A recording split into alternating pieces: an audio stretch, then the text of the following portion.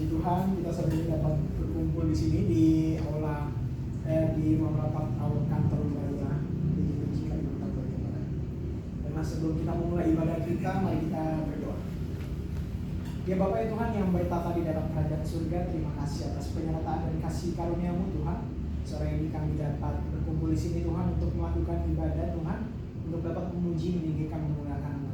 Kiranya Engkau yang pimpin ibadah ini Tuhan dari awal sampai akhir, agar dapat menyenangkan dan memuliakan nama-Mu Bapa. Terima kasih Bapa, di dalam nama anak Yesus Kristus kami telah berdoa dan mengucap syukur. Amin. Bapak Ibu sekalian, saya undang untuk dapat bangkit berdiri. Kita menaikkan pujian kita yang pertama, tapi kepercayaan.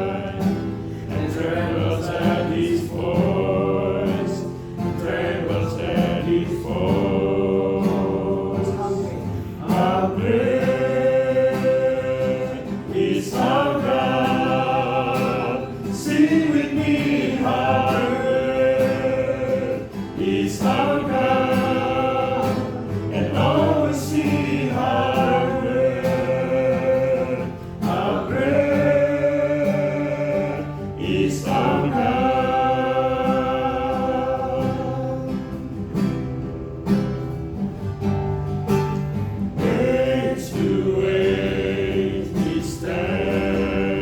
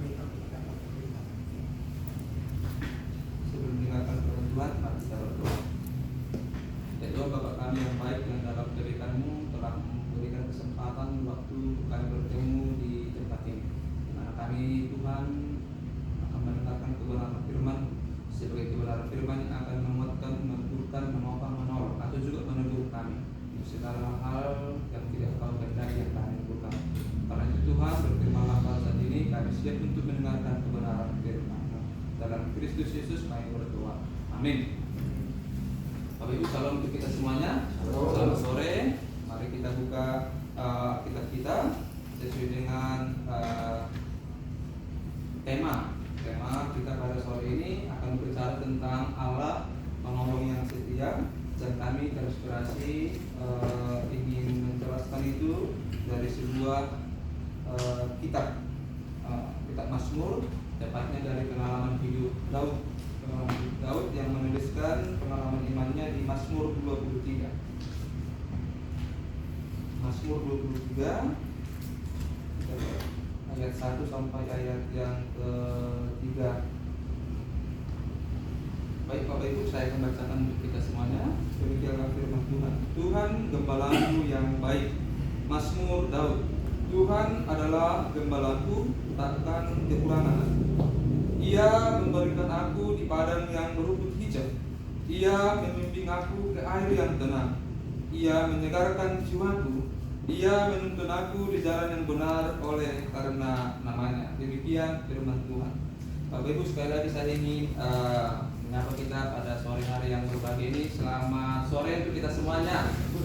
Dan salam kenal juga untuk Bapak Ibu, anak Tuhan yang ada di tempat ini. Perkenalkan, nama saya Pendeta Devri Judika Purba.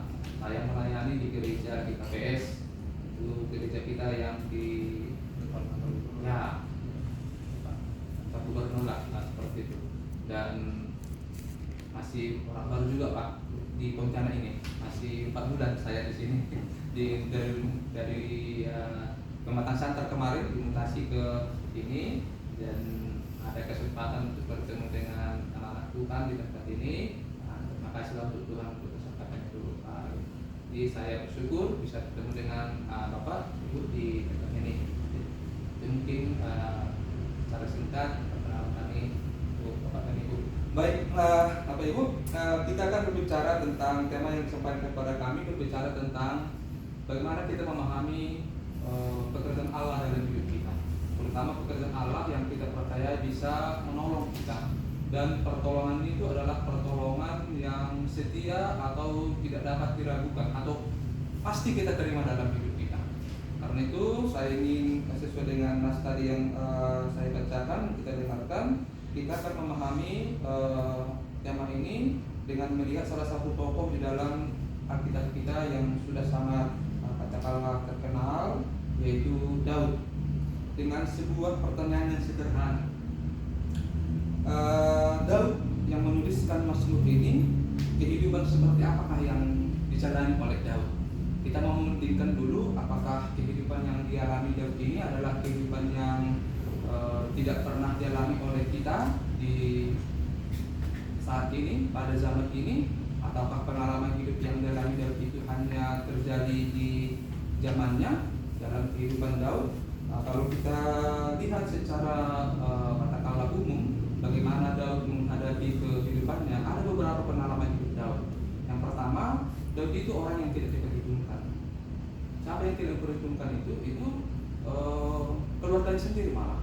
Kita melihat bagaimana pemilihan raja pada saat itu, dan Daud pada saat Nabi Samuel ingin mengangkat seorang raja, Daud itu tidak berada di tengah-tengah keluarganya. Dia menggembalakan kambing domba milik ayahnya. Dan ketika itu Nabi Samuel berpikir tidak ada lagi anak yang lain. Ada memang anak yang lain, anak yang kecil, tapi tidak ada di sini. Daud itu di tengah-tengah keluarga itu dia tidak diperhitungkan. Itu satu pengalaman Daud. Beranjak kita ke pengalaman hidup yang lain. Daud itu juga adalah dalam perjalanan kehidupannya juga dibenci. Siapa yang dibenci? Orang-orang yang dekat dengan Daud. Siapa orang yang paling dekat dengan kita? Yang paling dekat dengan kita itu anak, ayah, ibu, mertua. Itu yang paling dekat. Dan itu juga yang dialami oleh Daud. Dia dikejar-kejar oleh mertuanya Saul. Dia dibenci oleh istrinya sendiri. Ketika dia ingin membawa bait Allah pada saat itu, tabut bait Allah, dan dia menari-menari karena sukacita, dan tindakan itu menurut istri Daud adalah tindakan yang merendahkan dirinya sebagai raja. Dan juga anaknya Absalom, dari sisi sejarah kita tahu menakut kudeta. Itu pengalaman hidup yang dialami oleh Daud. Ada juga pengalaman hidup yang lain yang dialami oleh Daud pada saat itu. Ketika dia katakanlah diburu, tidak memiliki rumah, tidak memiliki makanan, dan segala pengalaman yang diceritakan dalam Alkitab itu, kalau kita bandingkan dalam pengalaman hidup kita sehari-hari, baik kita tarik, rasanya apa yang dialami oleh Daud itu adalah pengalaman yang alamiah, pengalaman yang katakanlah yang biasa saja, tetapi karena pengalaman yang biasa itu di tangan Daud bisa menjadi pengalaman yang luar biasa, kira-kira seperti itu. Dan kalau kita bandingkan, mari kita lihat pengalaman hidup kita. Contohnya, kalau Daud adalah orang yang tidak diperhitungkan pada saat itu, kadang dilecehkan, kadang direndahkan, kadang dikhianati tanpa sebuah alasan, jauh dari orang tua, jauh dari sanak saudara. Mungkin walaupun tidak seluruhnya pengalaman yang dialami Daud itu adalah pernah kita alami, tapi sedikit banyak bisa disimpulkan pengalaman kehidupan Daud adalah pengalaman yang dibentuk oleh kepahitan, pengalaman yang dibentuk oleh kesulitan. Dan kalau bicara tentang kepahitan, bicara tentang kesulitan, siapa kita yang tidak pernah mengalami seperti itu? Kalau kita lihat perjalanan kehidupan kita, anak Tuhan contohnya di tempat ini, saya tahu ada berbagai pengalaman-pengalaman mungkin. Kalau boleh kita ceritakan, ada pengalaman yang penuh dengan sebuah perjuangan, kira-kira seperti itu. Kita mungkin pernah direndahkan, kita juga mungkin pernah dikhianati, kita mungkin pernah diketikung, kita mungkin pernah tidak dihitung atau seperti apapun itu. Dan dalam konteks pengalaman seperti itu, bagaimanakah kita memahami bahwa Tuhan menolong hidup kita? Karena tadi tema kita berbicara tentang Tuhan yang menolong kehidupan Daud, dan Tuhan juga yang menolong kehidupan kita. Dalam kehidupan seperti apakah kita mengharapkan pertolongan Tuhan itu? Dan bagaimanakah cara Tuhan? Kalau kita lihat, telah renungkan, bagaimanakah cara Tuhan menolong hidup kita? Kalau kita lihat di Mazmur 23 ini, Bapak Ibu, ketika Daud menyatakan Tuhan adalah gembalaku. Ini sebenarnya merujuk kepada pengalaman hidup Daud yang sebelum dia menjadi raja, pekerjaan adalah menjadi seorang gembala, dan dia membuat gambaran Allah itu adalah sebagai seorang gembala. Tentu pengalaman hidup kita sebenarnya dalam pengalaman hidup yang berbeda, kita juga bisa menggambarkan Allah yang kita imani itu, Allah yang kita percaya itu adalah Allah yang seperti apa.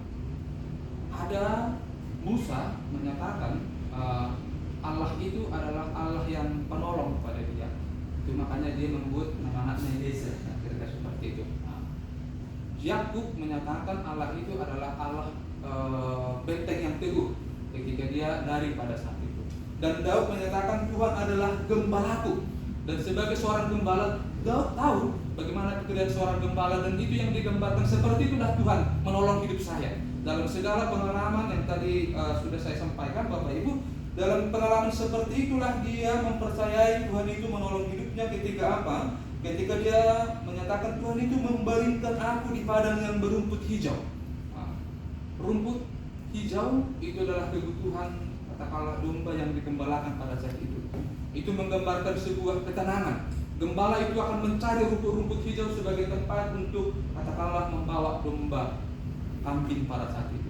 Dan ketika Daud menyatakan dia memberikan aku di padang yang berumput hijau, sebenarnya Daud ingin menyatakan bahwa Allah itu sumber ketenangan dalam hidupku, bahwa dia akan menyediakan segala sesuatu yang saya perlukan dalam hidup ini. Ketika dia menyatakan dia membimbing aku ke air yang tenang, menyegarkan jiwaku, menuntun aku jalan yang benar oleh karena namanya. Dan di dalam konteks iman yang seperti itulah Bapak Ibu, sebenarnya mulai muncul sebuah pemahaman yang baru yang ya semoga bisa mencerahkan kita pada saat ini ketika kita mencoba menjawab pertanyaan bagaimana cara Tuhan menolong kita. Melalui pengalaman hidup Daud, kalau kita berpikir seperti ini, saya mengalami masalah, saya mengalami kesulitan, saya mengalami seperti ini, dan saya mengharapkan Tuhan itu menolong hidup saya. Itulah harapan kita sebagai orang yang percaya. Tetapi muncul pertanyaan, bagaimanakah cara Tuhan itu menolong kehidupan kita? Apakah kita berdoa supaya Tuhan menjauhkan persoalan itu? Pada normalnya seperti itu. Tetapi bagi Daud dalam pengalaman hidupnya, Allah yang menolong itu dia tidak gambarkan seperti itu. Ketika dia tidak menghadapi persoalan, ketika dia tidak menghadapi masalah. Tapi Daud mengamini Tuhan penolong yang satu itu justru ketika dia mengaku pengalaman-pengalaman hidupnya tadi yang pahit, pengalaman-pengalaman hidupnya tadi yang katakanlah yang sulit, yang susah, justru itulah cara Tuhan menolong dia menjadi seorang calon raja yang tangguh, yang kuat pada saat itu. Jadi pertanyaannya pada Daud adalah bagaimanakah Tuhan menolong Daud menjadi seorang raja, menjadi seorang pemimpin yang terkenal, yang kuat, yang tangguh. Caranya menurut pengalaman hidup Daud dengan Tuhan menempa dia dengan berbagai persoalan. Tuhan mengirimkan berbagai kesulitan kepada Daud. Tuhan memberikan berbagai kesulitan pengalaman hidup yang tidak dikehendaki oleh Daud, tapi dan dari situlah justru Daud bertumbuh menjadi seorang yang berkenan di hadapan Tuhan. Makanya Bapak Ibu, kadang kita kan berpikir bagaimana cara Tuhan menolong saya, menjawab doa saya. Pernah Daud ketika dia dalam pelariannya, dia masuk ke sebuah gua, nama gua itu gua Adulam. Tentu kalau alamiah kita berpikir apa doa Daud pada saat itu? Jadi kita kejar, ada ribuan tentara yang mengejar dia, kira-kira seperti itu. Tentu doanya, Tuhan tolong saya, Tuhan tolong saya dalam situasi ini, luputkan saya dari mara bahaya ini. Itu mungkin doa yang bisa disampaikan. Tapi justru yang Tuhan berikan berbeda dengan apa yang dialami oleh Daud. Ketika apa? Ketika Tuhan malah mengirim ada jumlahnya ada 400 orang kepada Daud, dan 400 orang inilah orang-orang yang bermasalah, orang-orang yang dikejar-kejar hutang, orang-orang yang tidak dikehendaki di tengah-tengah masyarakat. Dan ini yang datang kepada si Daud. Dan mungkin kita bisa berpikir ini Tuhan salah menjawab doa Daud atau seperti apa? Daud mengharapkan dia bisa lepas, Allah bisa menolong dia dalam kondisi seperti itu, tapi malah Allah mengirimkan orang-orang yang bermasalah kepada si Daud. Mungkin seperti itu pemahaman, sederhana memahami. Tapi justru ternyata seperti itulah Tuhan menolong Daud. Dengan mengirimkan orang-orang yang bermasalah, orang yang berhutang kepada Daud pada saat itu, dan itu juga yang menjadi katakanlah pasukan pengawal Daud. Tuhan mau menolong Daud supaya dia jangan terlalu memikirkan masalah, supaya dia jangan terlalu mengasihani dirinya, tapi fokuslah kepada orang-orang yang lain di luar dari dirinya sendiri. Itu ada satu pengalaman terapi gua Adulam, kira-kira seperti itu kalau kita mau bahasakan, di mana Tuhan membuat sebuah terapi kepada si Daud di gua Adulam dengan mengirimkan pertolongan di luar dari katakanlah apa yang dia katakan. Jadi pertanyaan yang berikutnya Bapak Ibu, kalau kita berbicara Tuhan penolong yang setia, saya rasa tidak ada masalah di situ. Karena memang Allah itu Allah yang menolong. Mulai dari ketika Allah menciptakan dunia ini dengan segala isinya, ketika dia menciptakan Adam, Allah berpikir tidak baik manusia itu seorang diri saja. Aku akan menjadikan seorang penolong yang sepadan dengan dia. Memang seperti itulah kisah-kisah dalam kehidupan kita selalu menampilkan Allah itu sebagai Allah yang menolong. menolong sebagai pribadi, menolong sebagai bangsa.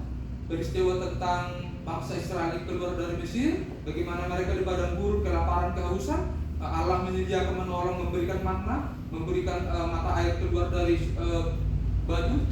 Itu adalah cerita-cerita yang memang menyatakan Allah itu hadir dan menolong kita dalam segala apapun yang kita hadapi.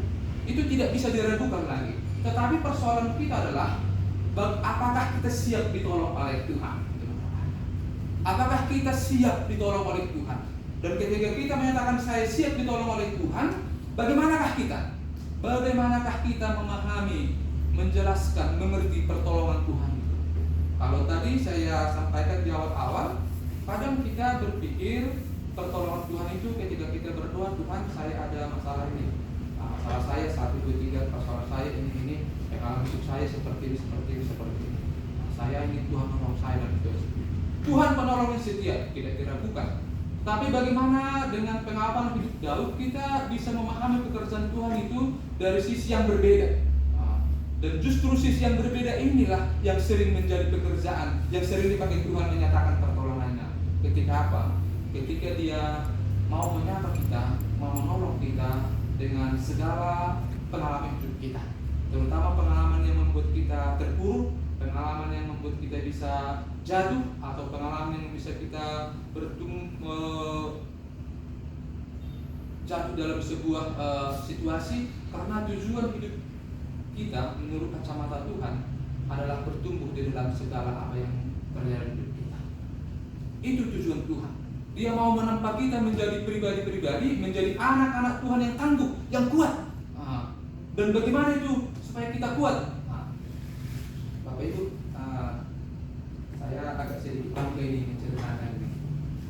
Bapak Ibu kenal ini JK Saragih, atlet MMA yang salah satu yang fighter yang masuk ini sudah tanggal 5 Februari ini dia mau bertanding nih. Kalau dia menang bisa dapat kontrak. JK Saragih. Saya tadi itu Bapak dari Saragih itu juga ya Simalungun, itu tadi kebanggaannya. Ini JK Saragih orang Simalungun. Dulu dia bertanding, ya pertandingan dari Batam itu badannya masih katakanlah ya seperti kita. Tapi setelah ini ada pertandingan, beberapa kali pertandingan, ini sekarang dia sedang latihan, saya lihat di badannya terus semakin berisi nih, putar, otot. Apa yang dia lakukan ini si JK ini? Dia melatih otot-ototnya itu, kira-kira seperti itu.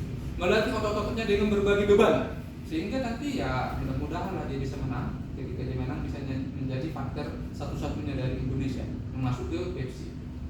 Jadi dalam kehidupan kita ini pun, Bapak Ibu, otot-otot rohani kita ini juga sebenarnya kan kita doakan kuat. Otot-otot rohani kita ini bukan hanya otot-otot fisik kita, tapi otot-otot rohani kita menjadi kuat, tahan digempur oleh berbagai kesalahan, oleh berbagai pengalaman yang tidak kita inginkan. Seperti itulah sebenarnya lebih bisa kita memahami pekerjaan Tuhan yang menolong hidup kita. Makanya orang Kristen, anak-anak Tuhan selalu dibawa dalam sebuah doa. Ya ibarat paku itu, ya ada sebuah paku Bapak Ibu seperti itu. Kalau dia dipukul, katakanlah yang dipukul ini gambaran dari sebuah masalah. Paku ini akan semakin dalam, dipukul semakin dalam, semakin dalam, semakin dalam. Akhirnya paku ini tidak bisa lagi dicabut. Kira-kira seperti itu.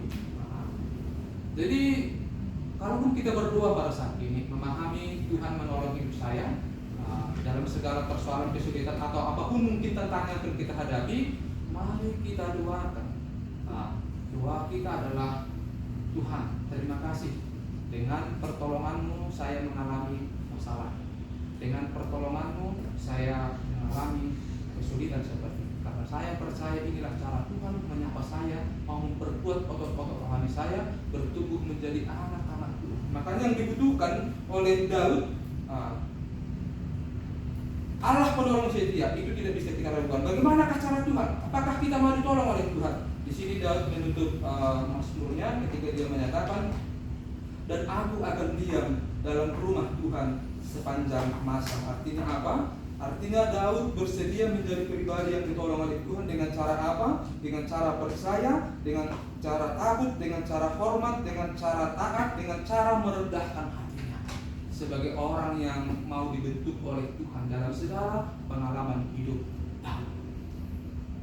Bapak Ibu, kiranya firman Tuhan yang kita dengarkan pada saat ini sedikit banyak memberikan kekuatan kepada kita untuk mempercayai benar Tuhan itu akan menolong hidup kita, tapi mari kita memakai kacamata Tuhan di dalam melihat tujuan Tuhan dalam hidup kita, bukan melihat tujuan kita dalam sebuah persoalan itu. Tapi mari kita tanyakan, Tuhan, ketika saya menghadapi ini, apa tujuanmu dalam hidup saya? Apa yang ingin kau rencanakan ketika saya mengalami ini, ketika saya di sini, ketika saya seperti ini? Dengan pergumulan yang terus-menerus dan intens seperti itu, maka kita berdoa bukan hanya Daud yang menyatakan, memberikan mazmur Tuhan adalah gembalaku, tapi setiap anak-anak Tuhan yang hadir di tempat ini juga akan bersaksi mengaku bahwa kita dengan begitu bangga, dengan begitu yakin menyatakan Tuhan adalah memang benar-benar gembala hidup kita, yang menyediakan, yang memampukan, yang memberikan segala apapun yang kita perlukan sesuai dengan rencana Tuhan, sesuai dengan maksud Tuhan, bukan seperti yang kita pikirkan dalam hidup. Berkatilah kita, Bapak Ibu, yang mendengarkan kebenaran firman Tuhan. Mari kita berdoa. Tuhan, dengan kebenaran firman yang kami dengarkan pada saat ini, untuk menjadi sebuah bekal dan sederhana dalam hidup kami, di dalam menjalani kehidupan ini. Begitu banyak tantangan, hambatan, godaan, atau apapun itu Tuhan yang secara naluri ingin kami tolak atau ingin tidak kami jalani, tetapi justru Tuhan, kami tidak bisa dibebas-pisahkan dalam pengalaman yang seperti itu. Dan justru dalam pengalaman hidup yang seperti itulah Tuhan mau menolong kami menjadi pribadi-pribadi, menjadi anak-anak Tuhan yang lebih tangguh, yang lebih kuat, yang lebih Tuhan seperti yang Kau kehendaki. Karena itu, biarlah dengan kebenaran firman memampukan kami dalam mempercayai Engkau, bahwa Engkau memang benar-benar menolong kehidupan kami, menolong dengan caramu, menolong dengan kedaulatanmu, menolong dengan seperti apa yang Kau rencanakan dalam hidup kami. Karena itu biarlah dalam kerendahan hati, dalam ketaatan dan rasa hormat, kami menyerahkan hidup kami ke dalam tangan rancangan, ke dalam tangan pengasihan dan penyertaan. Terpujilah Engkau Tuhan. Mari berkati Tuhan anak-anak Tuhan yang Tuhan boleh panggil, tempatkan untuk melayani di kantor ini, sehingga dengan kehadiran mereka sebagai garam dan sebagai terang, itu akan mewarnai sebuah situasi yang benar-benar Tuhan berada dalam sebuah kehendak. Berkati mereka Tuhan, berikan mereka kekuatan agar di dalam penyertaan dan pertolongan-Mu mereka benar-benar dimampukan menjadi anak-anak Tuhan di tempat ini. Terima kasih dan terpujilah dalam nama Anak-Mu, Tuhan Yesus Kristus, kami berdoa dan mengucap syukur. Amin.